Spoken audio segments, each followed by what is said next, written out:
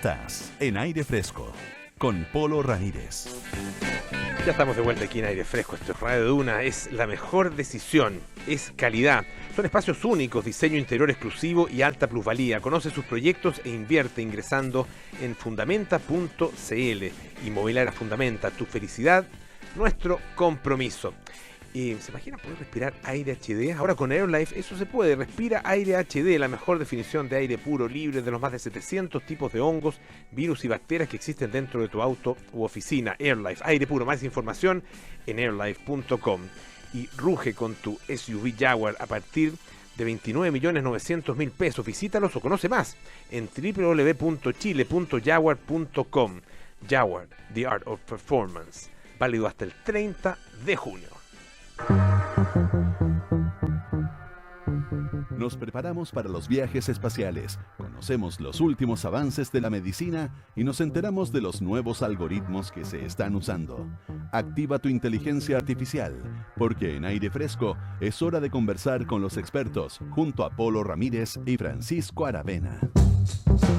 Así es como cada día miércoles estamos ya junto a Pancho Aravena para conversar acerca de temas de ciencia y en este caso de conciencia. ¿Qué tal, Pancho? ¿Cómo estás, Polo? Quizás una de las preguntas más, por lo menos a vista de un no entendido como yo, que suenan más ambiciosas, porque ya es muy ambicioso, y entiendo que para los neurocientíficos lo es también, y todos quienes investigan en torno al cerebro, ya es ambicioso tratar de conocer, de entender el cerebro, luego entender y teorizar incluso sobre la conciencia. En mi humilde opinión está en otro escalón, pero alguien que está en ese escalón trabajando es nuestro invitado de hoy, el doctor Pedro Maldonado, que es investigador del Instituto Milenio de Neurociencia Biomédica del BNI y que está trabajando, mira, en una teoría sobre la conciencia. Y para comentarnos sobre por dónde van las pistas de esto, lo hemos invitado. ¿Cómo está, doctor? Muchas gracias por venir. Buenas tardes, Pablo. Muchas gracias, Francisco, por la invitación. Bienvenido. Muy bien. Debo simplemente indicar que también el BNI pertenece a la Facultad de Medicina de la Universidad de Chile. Por supuesto. Están en ellos, así que tenemos que indicarlo. Toda la razón. Usted funciona nada más ahí, ¿no es cierto? Efectivamente, sí. Estamos inmersos en la facultad.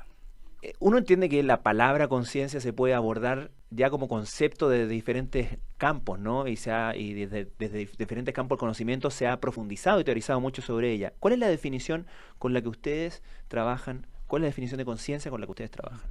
Interesante, como la conciencia es un concepto bastante vago, uno va a encontrar muchísimas definiciones distintas. Pero nosotros partimos de la base que la conciencia es una experiencia, es decir, algo que uno vive. Y es la pregunta que uno se hace, ¿cierto? ¿Quién soy? ¿Por qué estoy acá? ¿Por qué me pasa lo que me pasa? ¿Cómo yo soy distinto del resto de las personas? Todas esas preguntas forman parte de esta experiencia que llamamos conciencia. Y la conciencia es una capacidad, por ponerlo en esos términos, exclusivamente del ser humano, o no sabemos si tal vez puede haber conciencia en otro animal. Hay acuerdo entre los neurocientíficos que la conciencia es algo que puede ocurrir en otros animales también. Y de hecho hubo una declaración en Cambridge hace algunos años de neurocientíficos que efectivamente afirmaron que las competencias cerebrales están ahí en otros animales y por lo tanto si en nosotros puede dar origen a la conciencia es probable que lo hagan también en otros animales, aunque dada la menor sofisticación del cerebro de otros animales, el grado de conciencia que tienen probablemente sea bastante menor. ¿Está relacionado de alguna manera con lo que llamamos conciencia de sí mismo, con el reconocimiento del individuo como tal? Porque me acuerdo en este documental famosísimo que ganó el Oscar de Cove, de los delfines, que hacían una revisión de todo lo que se había estudiado y aprendido de los delfines, y una de las cosas más impresionantes era ver un delfín, por ejemplo, mirándose al espejo, que la conclusión era que el delfín sabía que era él mirándose al espejo, digamos. Claro, si eso es un buen marcador de conciencia, no solo los delfines ni los humanos, los chimpancés también pueden hacer eso, y otros animales también, así que si es eso el criterio, efectivamente otros animales lo hacen. Pero claramente reconocemos en nosotros un grado de sofisticación de conciencia bastante grande. Estamos conversando con el doctor Pedro Maldonado, él es investigador del Instituto Milenio de Neurociencia Biomédica, y estamos hablando acerca de esta teoría en relación con la conciencia y su relación con el acto de decidir. A ver, ¿en qué consiste el trabajo que ustedes están haciendo? Este es un trabajo teórico que estamos haciendo junto con el doctor Rubén Moreno Bote de la Universidad Pompeu Fabra en Barcelona. Él es un experto en toma de decisiones y en conjunto estamos trabajando en esta propuesta teórica. La conciencia es una experiencia, como el ver, como el tocar, como sentir una emoción. Y esa experiencia surge de la actividad eléctrica de partes del cerebro. Y cada una de esas otras cosas, el ver, el tocar una emoción, tiene una función. Entonces nosotros partimos de la misma base. Si la experiencia es la actividad eléctrica de alguna parte del cerebro, ¿qué función tiene? ¿Para qué nos sirve tener conciencia? Uh-huh. Y ahí es donde enganchamos con la toma de decisiones. Nuestro cerebro es tan sofisticado que nuestra conducta puede variar en cada momento. Podemos en este momento pararnos, sentarnos, tomar agua, no tomar agua. Son todas conductas posibles. ¿Cuál finalmente ejecutamos? Dependerá de una evaluación mental. Cada momento, ¿cierto?, diverso en la conducta requiere que nosotros con nuestro cerebro evaluemos mentalmente, ¿cierto?, qué es lo que va a pasar. Las decisiones son mucho como eso. Si yo te pregunto, ¿va a ir a la playa o a la montaña este verano? Entonces, si yo pudiera observar tu cerebro, voy a notar que tú estás simulando mentalmente escenas visuales, escenas emocionales, los elementos económicos, todo eso tu cerebro tiene que probar. Y en ese momento tu cerebro tiende a desconectarse del mundo en que estás inmerso. Te vas. Cuando uno le preguntan a las personas que toman decisiones o se imaginan, tienden a mirar al techo, se abstraen, porque el cerebro está ocupado haciendo estas simulaciones. Ahora, y en esa toma de decisiones, el cerebro, por un lado, o nosotros, digamos, por un lado, consideramos nuestras experiencias previas, ¿cierto? Pero también hay decisiones que tomamos frente a experiencias que imaginamos. ¿Cómo opera ahí lo que llamamos imaginación? Claro, la imaginación es un ejemplo de simulación mental. Y el punto importante acá es que nuestro cerebro es capaz de hacer simulaciones tan sofisticadas que en algún momento necesitamos un mecanismo del cerebro que distinga muy claramente cuando estamos en una simulación y cuando estamos en el mundo real. Porque si no distinguimos bien estas dos situaciones, no vamos a durar mucho en este planeta. Entonces, hay un mecanismo cerebral que constantemente monitorea estos procesos y distingue entre una simulación, una imaginación, y sabe que esto es una cosa y no la otra. Ese monitoreo es lo que experimentamos como conciencia, es nuestra sensación de estar en manejo de distinguir la realidad y la no realidad. ¿Por qué investigar este tema en específico y qué importancia tiene para la comprensión del funcionamiento del cerebro? Bueno, primero que nada porque es una pregunta que a todos, muchas personas nos importa, ¿cierto? ¿Por qué me pasa esto que me pasa? ¿Cierto? Y es una pregunta científica fundamental de varios siglos, pero también tiene mucha importancia en el área médica, porque muchas enfermedades neuropsiquiátricas empiezan a tener pérdida de esta habilidad de manejo de la realidad. Esquizofrenia es uno de los casos más complejos, donde para ellos lo que ellos ven o escuchan es tan real como la realidad. Y justamente por eso tienen problemas. Pareciera que este mecanismo está fallando. Entonces, entender las raíces de la conciencia tiene enormes proyecciones, al menos en el ámbito de la psiquiatría. Ahora, la conciencia, estas simulaciones que hace nuestro cerebro, estas evaluaciones de escenarios posibles, futuros, también muchas veces generan efectos fisiológicos, ¿no? Reacciones del cuerpo, emociones. ¿Cómo se nutren de lado a lado, digamos, como lo más fisiológico con lo que llamamos como simulación? Claro, el cerebro está conectado con todo el resto del cuerpo. Cuando tú haces una simulación, tú involucras el cuerpo. Si a ti se te pide que hagas un recuerdo de una situación emocional fuerte, tu cuerpo va a reaccionar con esa misma emoción. Si es miedo, se te van a erizar los pelos y si es una situación muy emocional, te puede dar tristeza. De manera que la simulación lo que hace es reactiva exactamente el cerebro de una misma manera. Tú no simulas con otra parte del cerebro, tienes que usar los mismos pedazos. Un elemento también adicional de esta propuesta es que quizás hay momentos en que uno simula pero no necesita monitorear, y eso podría ocurrir durante los sueños. Uno de los corolarios de nuestra propuesta es que en los sueños tú no eres consciente. tú vives los sueños, pero durante el sueño, y eso cada uno puede preguntárselo, ¿cierto? Si cuando uno está soñando tiene conciencia de que no está viviendo una realidad, la mayoría de los casos, no. Entonces, la conciencia no necesita operar cuando tú estás durmiendo, porque estás siempre desconectado del mundo, estás en otra, digamos. Estamos conversando con el doctor Pedro Maldonado, investigador del Instituto Milenio de Neurociencia Biomédica, que es un centro de excelencia basado en la Facultad de Medicina de la Universidad de Chile. Para tenerlo bien claro, cuando hablamos de conciencia, porque tú mismo decías, tiene muchas definiciones la conciencia.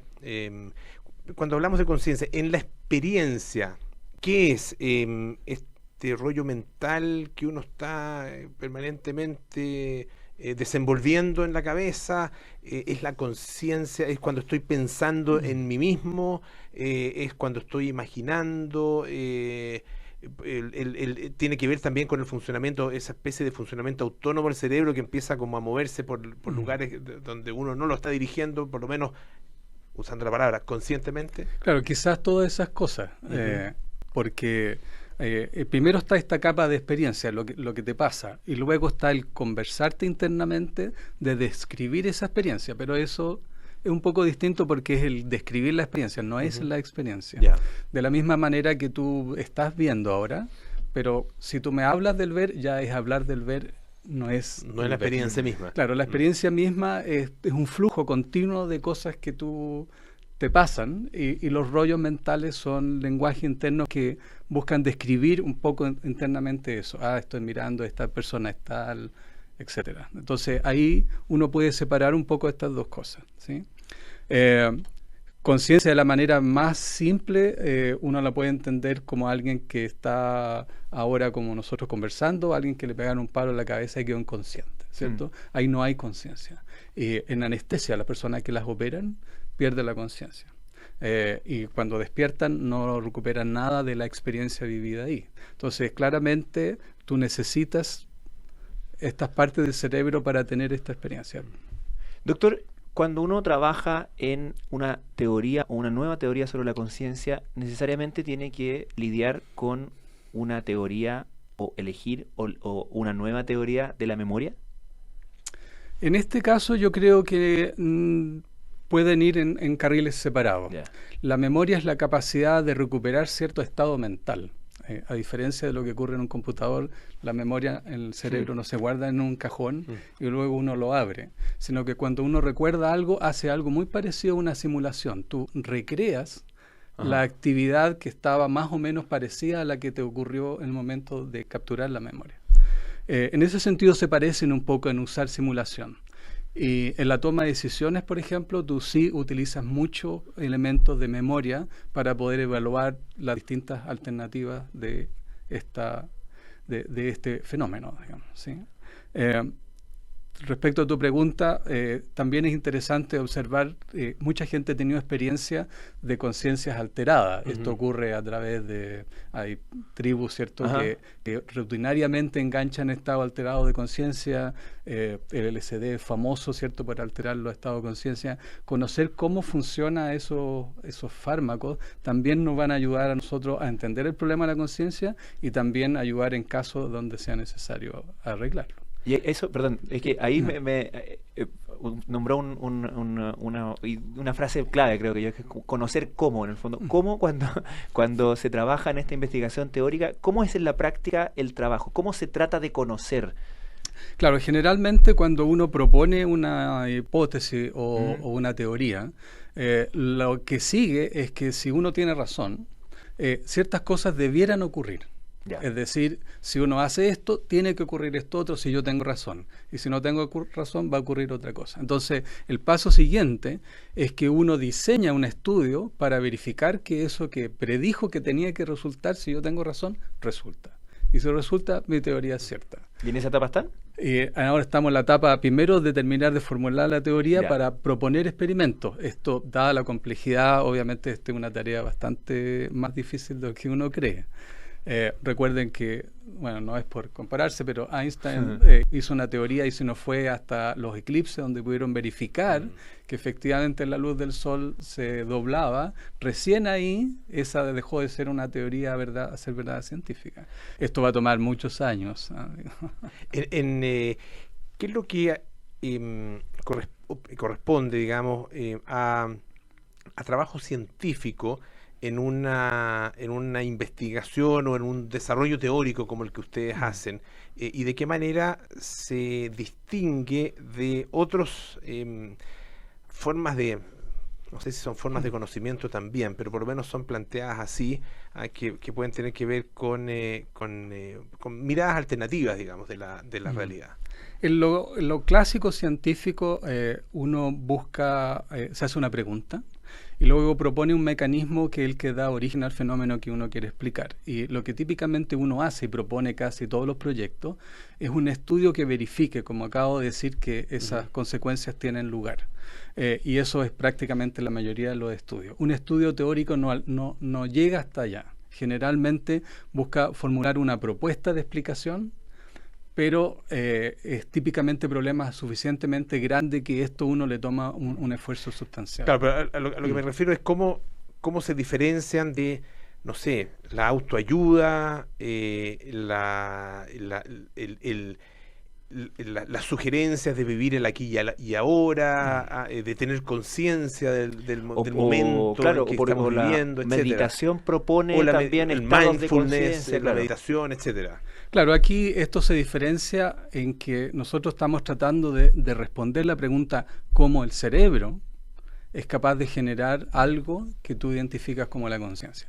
Ninguna de las otras cosas que ustedes han descrito explica, simplemente sugiere cursos de acción para tener más conciencia o menos conciencia, pero no explican qué es. Como buscando la experiencia. Claro, buscando la experiencia y manipular la experiencia. Y uno puede hacer eso sin saber cómo ocurre. Claro.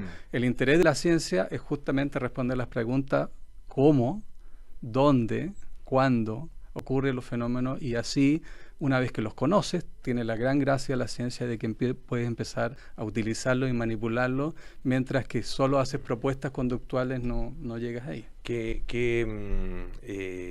Amenazante palabra esa, manipularlo dentro de este contexto. Bueno, vivimos una era de grandes revoluciones. La inteligencia artificial, sin ir más lejos, estaba pensando, claro. Prontamente va a tomar decisiones por nosotros. Pero también uno, perdón, podría, por ejemplo, aproximarse, que quizás estoy yendo demasiado lejos como en términos de los plazos, ¿no? Pero si uno lograra distinguir mecanismos de manipulación de conciencia, eventualmente también podría ocuparlo virtuosamente, por ejemplo, en ciertas patologías, ¿no? Absolutamente, eso es la motivación inicial, aunque el conocimiento científico obviamente se puede usar para muchas cosas. También, si estamos a puertas de un enorme desarrollo de inteligencia artificial, ¿tendrán conciencia una máquina artificial? ¿Y qué es lo que será lo que ella siente o piensa? Esas son preguntas que tenemos que hacernos hoy, porque ya vienen, están a la vuelta de la esquina. Estamos conversando con el doctor Pedro Maldonado, investigador del Instituto Milenio de Neurociencia Biomédica, que está basado ahí en la Facultad de Medicina de la Universidad de Chile. Estaba pensando, me quedé pegado con el tema de la manipulación, sí, y pensando un poco en la inteligencia artificial. ¿En qué momento o de qué manera se produce o se puede producir la definición de quién manda a quién en el fondo? Entre el ser humano y la máquina. Porque claro, las capacidades de acción, la máquina tiene una serie de características que hace que puedan efectivamente dominarnos en distintos aspectos. Ya lo han demostrado en una serie, qué sé yo, de juegos y cosas así, y podrían perfectamente demostrarlo también en el dominio de la conciencia de nuestras decisiones. ¿Hay alguna posibilidad de imaginar ese mundo, esa interacción desde el punto de vista de la conciencia? Yo creo que obviamente ahí hay que hacer propuestas y traer lo que se conoce a esa discusión. Esto no es teórico. Muchos países, el último creo que fue España, han presentado una estrategia país para el desarrollo de inteligencia artificial. El Congreso chileno está trabajando en una propuesta similar, de hecho va a presentarla la próxima semana. De manera que estas son preguntas actuales, tienen toda la razón, no sabemos la respuesta. Pero es importante plantearse con tiempo frente a esas preguntas porque las consecuencias que van a tener pueden ser bastante importantes para todos nosotros. No, estaba pensando que justamente a propósito de estas definiciones de incluso gubernamentales o de políticas públicas, ha habido gran preocupación en torno a la inteligencia artificial, en torno a la conciencia incluso y también a los mecanismos de decisiones que llamamos morales o éticas de la inteligencia artificial, que también está a la vuelta de la esquina, ¿no? Cuando hablamos de los autos autónomos, por ejemplo, de máquinas que tienen que finalmente tomar decisiones que pueden tener consecuencias muy relevantes y muy inmediatas, ¿no? Me imagino que eso pone, o no sé si es así, digamos, pero la pregunta es si pone eso otros tiempos a esta... Sí, yo creo que nos impone una cierta urgencia, porque el desarrollo tecnológico es bastante más rápido que la teoría en el área de neurociencia. ¿Sí? El clásico ejemplo del auto autónomo que o atropella al peatón o a la madre con la guagua. ¿A quién atropella? Esa es una decisión de qué tipo, qué la va a hacer, el auto en base a qué. Actualmente la mayoría de las decisiones de los algoritmos de inteligencia artificial han recogido experiencia humana y la experiencia humana está llena de sesgos y cuando uno mira la toma de decisiones de las máquinas de inteligencia artificial actual arrastran todos estos sesgos de clase, de económico, de género, entonces no son máquinas neutras. Entonces, con mayor razón hay que entender cómo una toma de decisiones debiera ser, ojalá desprovista de sesgo, o quizás queremos que sea parecida a los humanos o no queremos que sea parecida a los humanos.